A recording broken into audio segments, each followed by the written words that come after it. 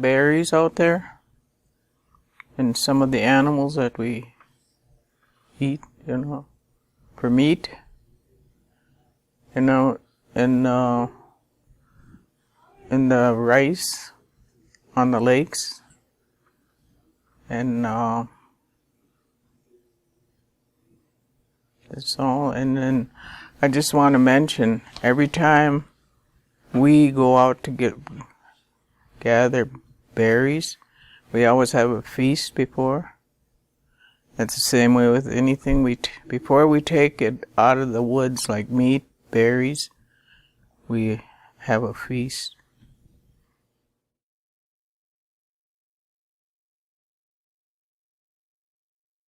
Well, I don't think they can.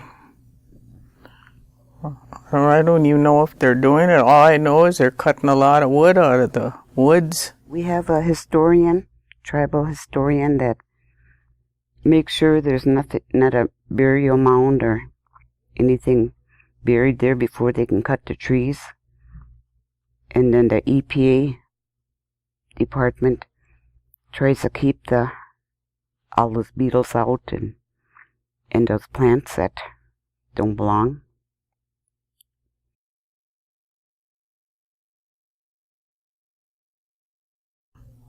The ones that we can eat, like rice, berries. And then there's also some of the things that grow out in the woods, like plants, and there's a lot of medicine out there they can use. Because I grew up and never went to the doctor till I was 9 years old. And my dad always had his medicine bag.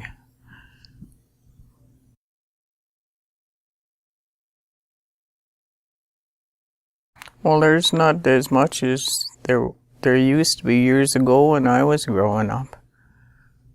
And they always there was one person that would go out there and check the rice and to make sure it was ready.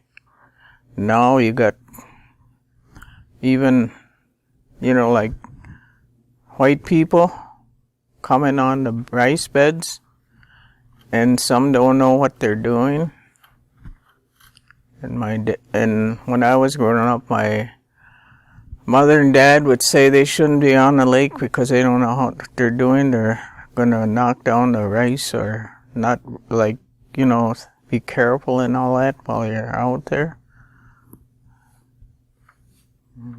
Because like nowadays, there ain't too much rice out there like it used to be.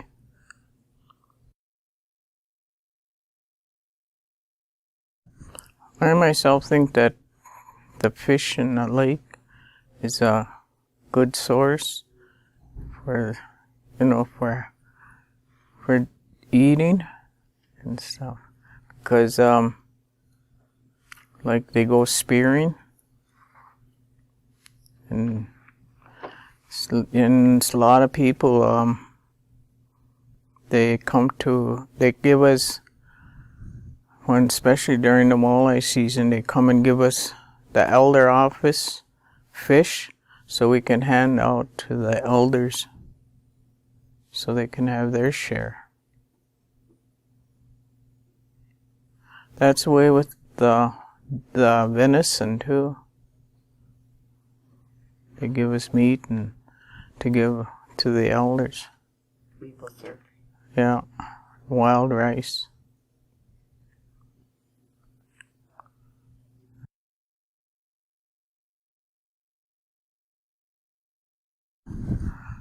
Well, not really. If you know where to go, sometimes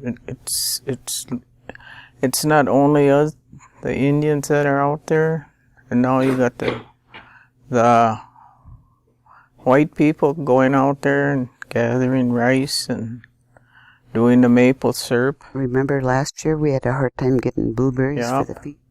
The blueberries were scarce last year because, like I said, every time we're going to eat something new, like blueberries and everything, we always have a feast to offer tobacco to the Manidu.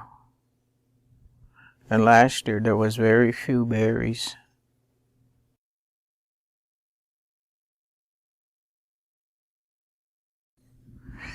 Well, on our side, the lake, on Sand Lake where we live, there's not a lot of activity like pontoons or people just going out there taking a cruise around the lake and everything. In our area, nobody does it. And if they have motorboats, then they go out, but they're not, going overboard. Because where I live in a bay, excuse me, and across there's about 5 houses across. Each one of them have a big pontoon by their house. And then they're going around in the bay, which is a small area. And they parked in front of my house. Bunch of pontoons, and everybody calls that Maryann's bog, They had that big... Well, the weeds grow, and all the good fishing. And I just think of all that, fuel they're using to run those big boats. It's probably just, some probably leaks on the water,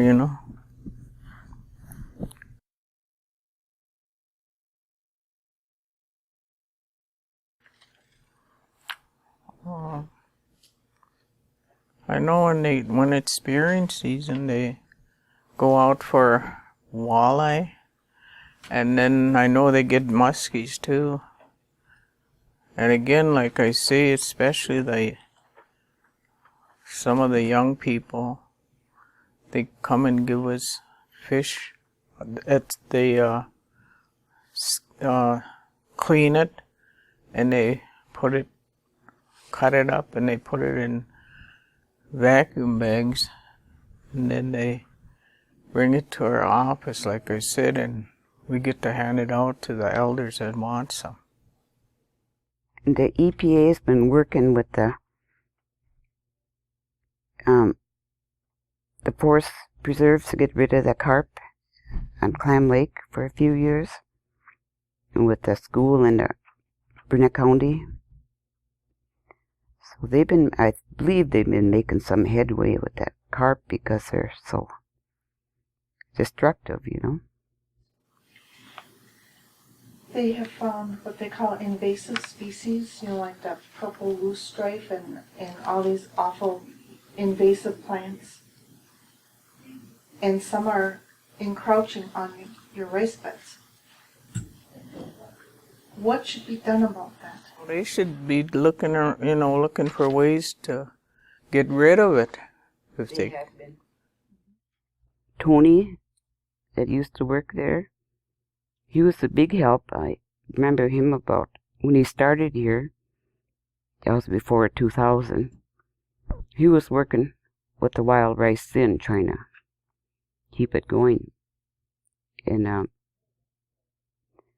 I know a lot of people that do take rice out. A lot of rice replant it and try to keep it secret, so they won't have a bunch of people ricing in their spot. How would you feel about using chemicals to control those invasive species? Or should it be hand-pulled? It's gone too far now, isn't it, to be hand-pulled? They would have to find something that doesn't hurt the plants. And I'm sure they'll come up with a way. There are programs that the EPA works with, different around the counties and with the Great Lakes to get rid of all those invasive species that are harming our plants and fish. And I believe they're doing a good job.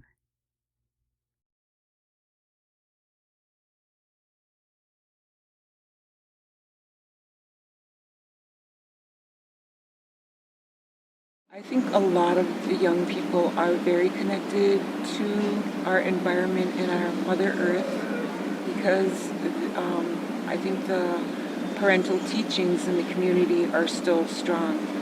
However, there's always room for improvement, and I think that I always wish that we would provide more cultural events or cultural teaching events for our young people.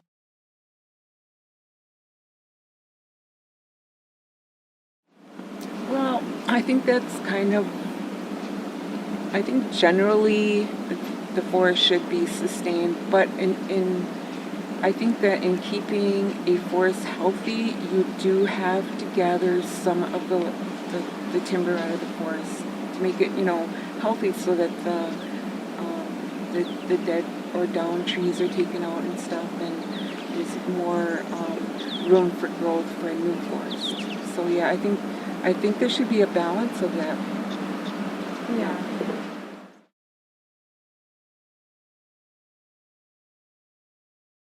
I think that there could be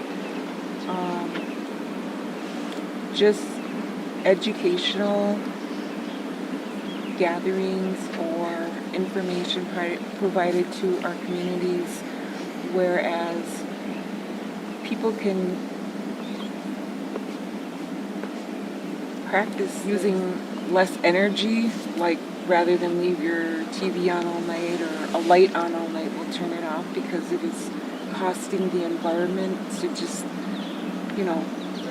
waste energy like that. So if we, help educate our communities about how to better conserve, we could do it ourselves. We don't need funding for that. I mean, it may be funding to copy papers or, things like that, but I think we could still do some things.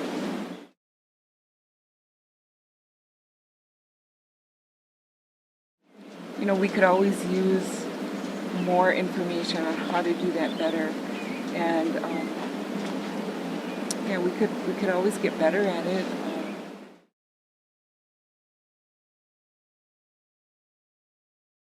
One of the areas that I'm very concerned about is mining in Wisconsin, and my eyes were opened last summer, especially when I went to part of our employee group went to the Pinocchio Hills up in northwestern Wisconsin, and they took part in a camp there, and I went to visit, and what they were doing is a company was going to come in, and they were going to start digging, and then they would leave, I can't remember how many mile wide hole in the ground as they were conducting mining. And so I think that's one type of mine that would just leave a gaping hole in Mother Earth, but the other areas of mining that are of concern to me, and I wish young people would be concerned about, is the frack mining that also goes on in Wisconsin. And I did look that up a little bit and researched it a little bit, and I found out that there were like over 107 frack mines in Wisconsin, and they don't have many regulations, so that it's very easy to open a frack mine and start drilling holes into Mother Earth. And what they do is they gather this really fine sand, and the fine sand is what they use for the drilling and stuff for other mines. But I looked on the map, and there's actually one in Burnett County.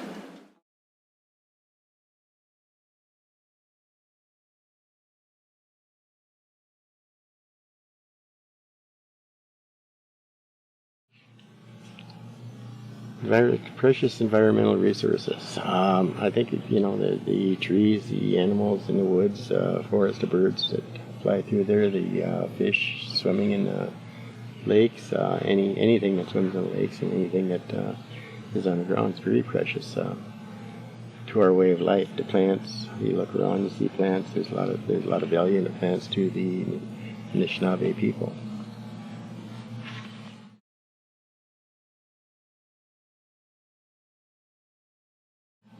I'm part of them.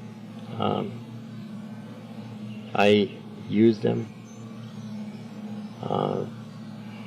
by harvesting wild rice, harvesting deer through hunting, harvesting blueberries, a number of different plants that I do harvest and use.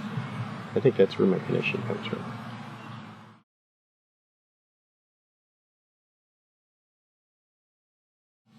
I think the land. I think our country is very unhealthy at this point. If we look around at the mining going on, digging up a lot of stuff that has been buried for many years, and releasing the pollutants out of the ground, such as the mine that's supposed to be going up by Dead River. You look at the lakes. And you see boats running around out there. You see jet skis going around without concern about the wildlife or the plant life in the lakes. The fish have mercury content in them, so they're really not safe to eat. In fact, they put out bulletins on how much you can eat on a daily meal. So I think it's very unhealthy.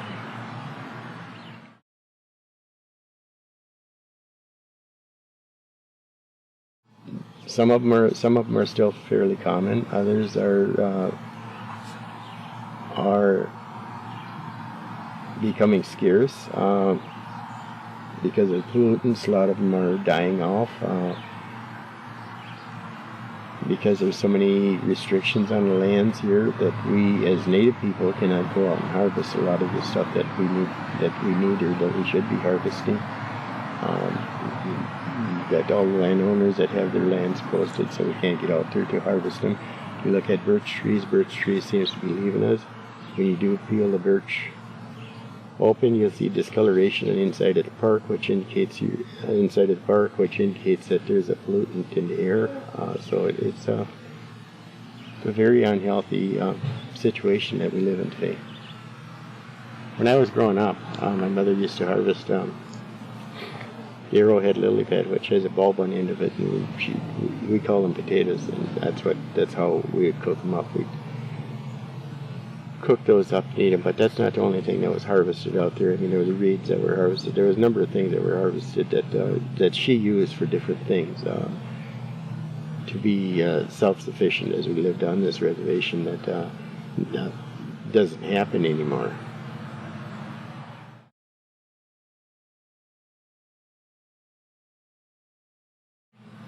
Yeah, that's a good question. The rice is not doing really well. Years ago on Sand Lake here, there used to be rice bed out here. Over the years, some of the things that they have done is change the water level, which hurts the rice. By changing the water level, what has happened is they put in some culverts where there was natural streams coming in. They put in some culverts where the natural streams were going out, but they blocked it because they wanted to raise the water level of the lake out here. There used to be some really big walleye out here in Sand Lake. Now you can't find the walleye in there simply because of what has been done with this lake. And there's a lot of lakes that do not have the rice or do not have much rice to where it's worth camping at. I think the last time I did any camping as far as harvesting wild rice, it was down in Black River Falls. We went down to Cranberry Marsh's privately owned land, and down there they are controlling the cranberries out there, so it affects the rice also. The water levels are maintained in their ponds. So we were able to get a lot of rice down there. That was quite a few years ago. Up here, the rice fluctuates from year to year. In fact, a few years ago, I don't know how long it was out in Clam Lake, some people, DNR caught some people cutting rice out because they were treating it like weeds, and they wanted a nice open swimming area or whatnot, so they were cutting the rice like they were mowing grass in that area. I'm not sure what kind of fine they received, but they should have received a healthy fine for doing something like that.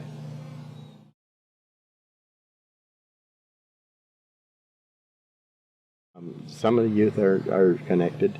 Some of the programs that we have brought the youth to be more connected with it. I think there's a good attempt to get the youth connected. I think they kind of got lost, same as not only the youth, but the elders have kind of gotten lost from the culture over the years. And this is what caused the youth of today to kind of get lost. I think the programs are doing a good job of trying to bring it back. It's a tough task to try and bring it back once it's gone.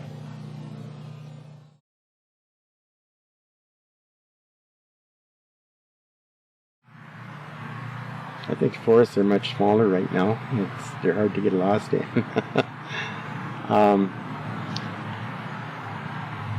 The wildlife that's out there now are scrambling to find a place to live.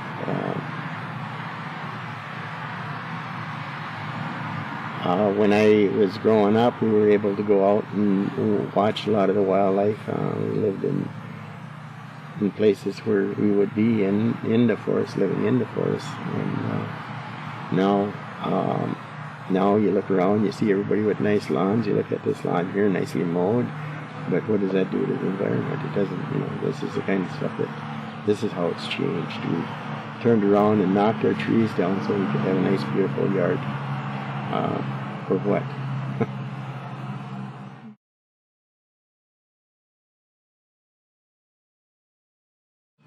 I think it would be nice if they could maintain it, to bring back the berries, to bring back the plant life in the forest, the trees, to maintain the tree. As far as timber sales, the only way I can see that they would be able to do any timber sales is to buy land. The reservation land or the trust land cannot be harvested for timber sales. It can be harvested for timber use. But that would be something that the attorneys would have to answer, whether we wanted to do it or not. We can't just go out and do it. Again, we go back to many, many years ago. In fact, probably before the time the whites started coming to this land, that was a full-time job to take care of the forest, the wildlife. It was not solely of harvesting by the Indian people. Anything we took, we tried to replenish it somehow by replanting. So a lot of this maintaining the earth is all of our jobs. And especially the Indian people were always told that they have to be a guardian over the job. But with laws that the DNRs make and impose on us, it's impossible for us to be a guardian over the lands.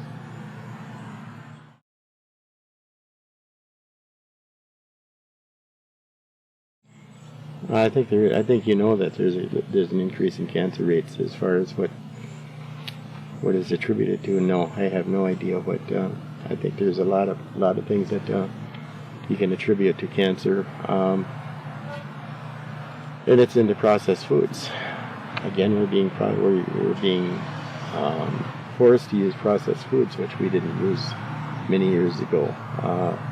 And with the stuff that they put in the foods, who knows what they put in there? This is what we're eating. Whether it's meat, I just recently read an article on how they're pumping chickens because they can sell more of them by injecting a salt solution into the chicken so they fluff up more and so when you see them over the counter, a nice fluffy breast or thigh or whatever you're buying is full of salt solution.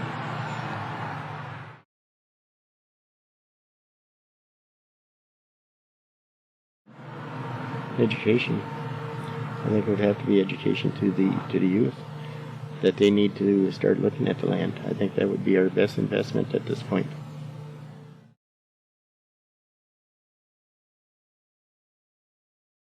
I think there's a lot that EPA is doing. I think there's a lot they could do.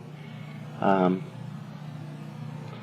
again, they're restricted. They're the biggest thing, the biggest change I've seen within a reservation is chasing the dollar. We're all chasing the dollar rather than concerned about what's out here on our. That's the biggest thing that's hurting us, I think.